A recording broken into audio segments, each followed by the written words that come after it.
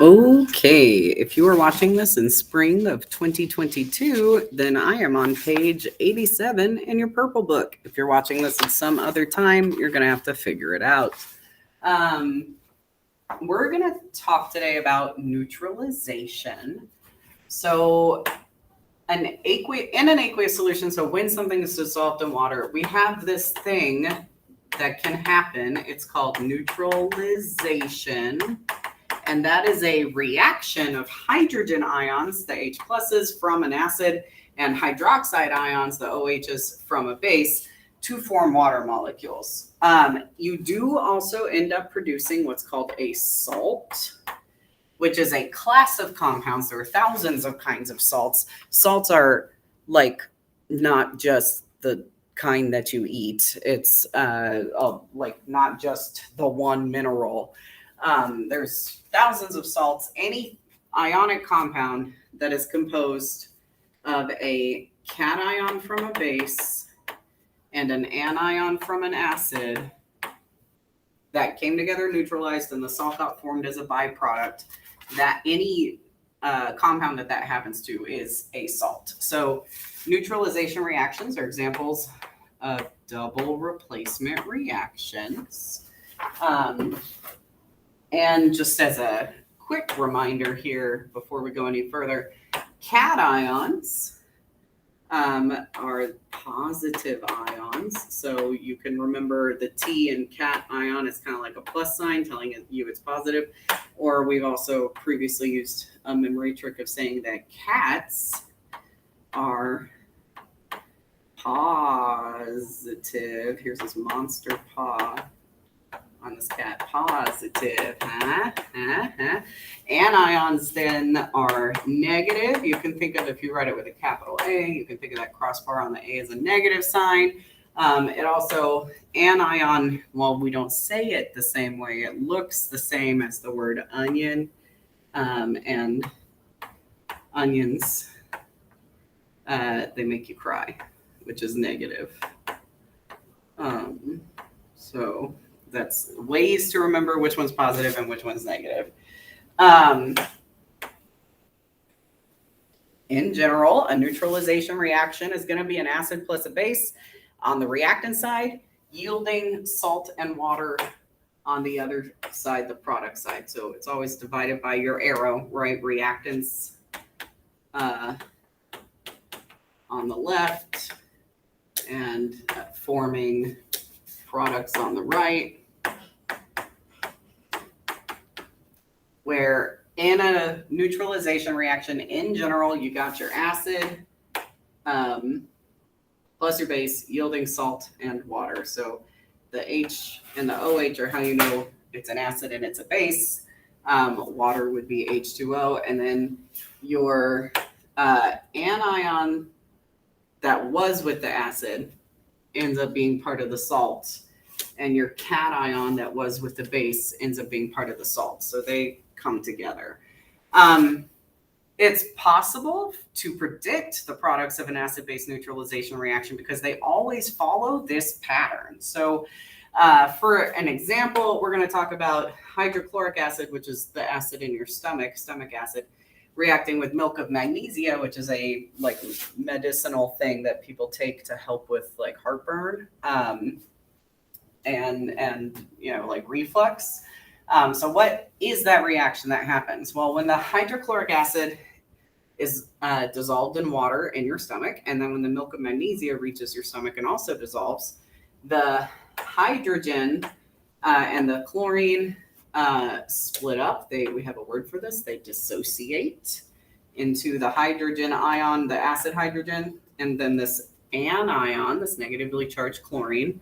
The magnesium and the hydroxide also dissociate. So you end up with a positively charged magnesium ion and then your hydroxide as well. The hydrogen and the hydroxide come together and they form a molecule of like HOH, which I'm just going to point it out. Like the acid hydrogen,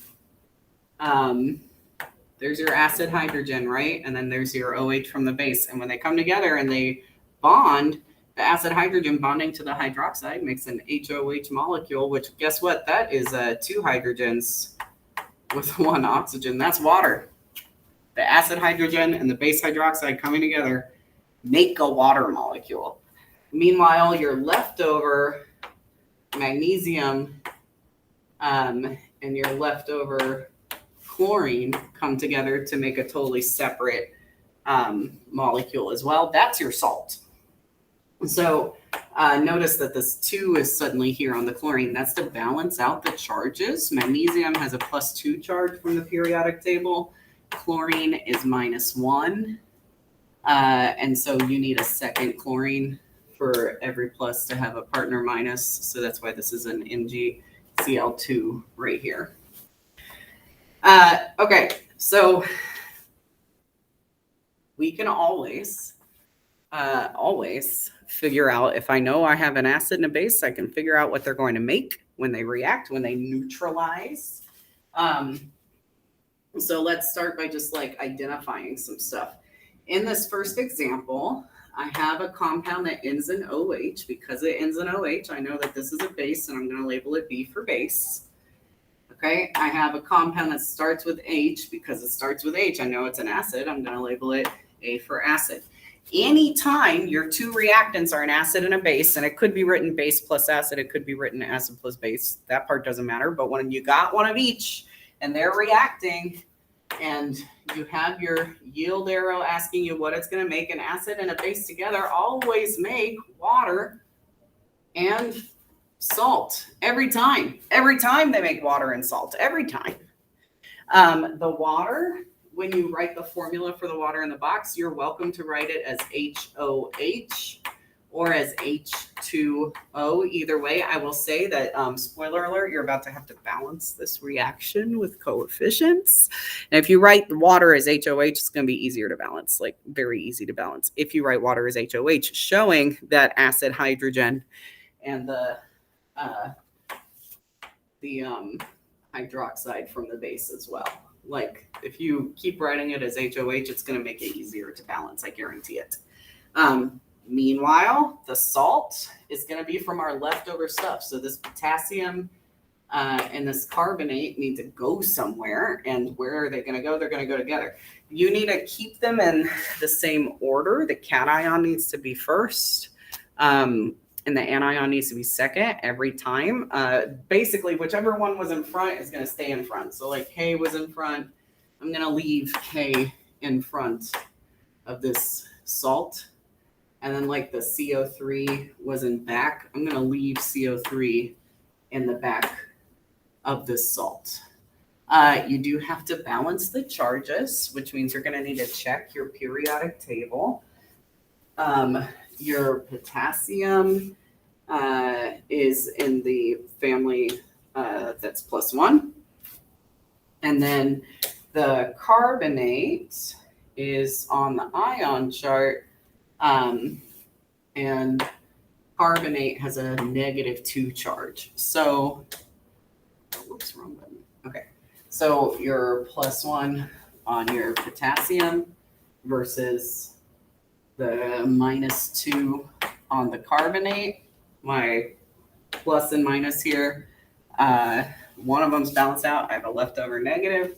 So I need another potassium to bring another positive, so that every plus has a partner minus. That's always a goal. Every plus has a partner minus. It took me 2 potassiums to get every plus a partner minus, so I need to make sure there's a 2 here next to potassium in the formula of the salt. Okay, we labeled base and acid. We knew it was going to make water and salt. Labeling it was part of it. That's what these squares at the bottom are for. We had to write in the water and the salt. We're still not quite done. We have one thing left to do, which is balancing, adding coefficients in front to make sure that whatever I start with total, I'm also ending with total. So you may recall in January, we had to put numbers in blanks to balance a reaction. Whatever number you put in the blank is going to multiply and distribute to whatever you write it next to. And I'm going to point out again that if you write water as HOH instead of H2O, it will be easier to balance, significantly easier to balance. So if I were you, I would put it as HOH every time. I'm going to just like start with the left and work my way forward. I can see that there is 1 potassium in my base. When I go look on the product side, there are 2 potassiums in my salt. So whichever side is smaller for that element is a side I need to change. 1K versus 2K, 1K is smaller. So this side, where I only have 1 potassium, I need to change that. I need to put a number in the blank. That's going to be times potassium to make it equal to the 2 that's on the other side. Don't overthink it. If there's 1 on this side, I need it to be times 2 so that it can match the 2 that's on the other side. When I put this 2 here, that 2 is also going to distribute to the hydroxide from the base. Right now, water only has 1 acid hydrogen and 1 hydroxide. So if I'm going to need 2 of the hydroxides from the base, then I need to go put a 2 in front of the water. That 2 does distribute to the hydroxide from the base. That 2 also distributes to the acid hydrogen. So now I've got 2 acid hydrogens in the water. When I go back to my actual acid, it already has 2 acid hydrogens. So that's actually balanced. The acid hydrogens are already balanced from me putting the 2 in front of the water. When I do a final check, this carbonate, there's 1 carbonate here and 1 carbonate here. That 3 is part of the carbonate. It's not saying there's 3 carbonates, so 3 is part of it. There's 1 of the piece carbonate, which is made out of a carbon with 3 oxygens. So this is actually completely balanced, and my leftover blanks, I can leave them blank if I want, or I can put 1s if it makes me feel better. And we're going to do the next example as well. Start off by labeling everything. That's always going to be your easiest option. So we have an H in the front telling me this is an acid. We have an OH in the back telling me this is a base. Anytime I have an acid and a base mixing together, it doesn't matter if they put acid plus base or if they put base plus acid. Anytime my reactants are 1 of each, always that's going to make water and a salt. Every time. The water is made out of the acid hydrogen mixed with the base hydroxide. So I can write it as HOH to make my future life easier when I balance this. It's a legitimate strategy. The salt's going to be made out of the leftover stuff. And remember, whatever used to be in front needs to stay in front. So like aluminum's in the front of the base. Aluminum needs to be in the front of my salt. And like bromine is in the back of my acid. So bromine needs to be in the back of my salt. I do need to balance the charges on aluminum and on bromine. So I'm going to go to the periodic table. And whoops, I zoomed out way further than I intended to. Sorry. Okay, aluminum is in the +3 family. Bromine is in the -1 family. So +3 on aluminum, -1 on bromine. When I come back to balancing, aluminum's got +3. Bromine's got -1. If I only have 1 aluminum and 1 bromine, then I don't have every plus with a partner minus. I'm going to need more minuses, which means I need more bromines. If I put a second bromine, it'll bring 1 minus with it. If I put a third bromine, it'll bring 1 minus with it. Then I have the same number of pluses as minuses. It takes me 3 bromines to balance that out. So I'm going to need to make sure that my bromine in my formula here has a 3 next to it. That is so sloppy. I'm going to rewrite that a whole little bit. 3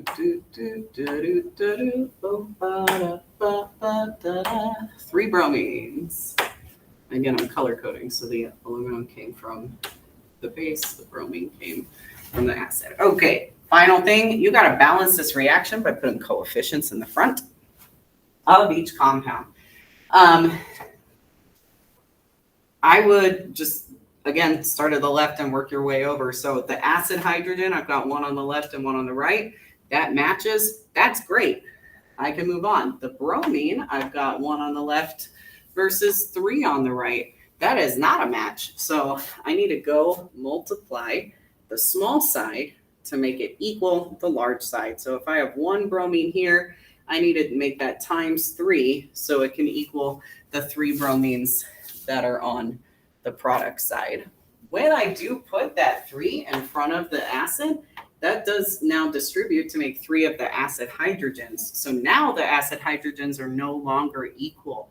On the product side, I need 3 acid hydrogens as well. So if I multiply the water by 3, that'll make 3 acid hydrogens. It'll also make 3 hydroxides, which is actually very convenient because if I check my base, there's already 3 hydroxides. So I just accidentally balanced the hydroxides from my base and my water when I was fixing the acid. It worked out very nicely. The only thing left to check is aluminum. Aluminum, we start with 1 on the reactant side, we end with 1 on the product side. So that's actually balanced. We have leftover blanks. You can put a 1 in the blank if it makes you feel better, or you can leave it blank. Either way is fine. That's it. That's neutralization. Good job. We did it.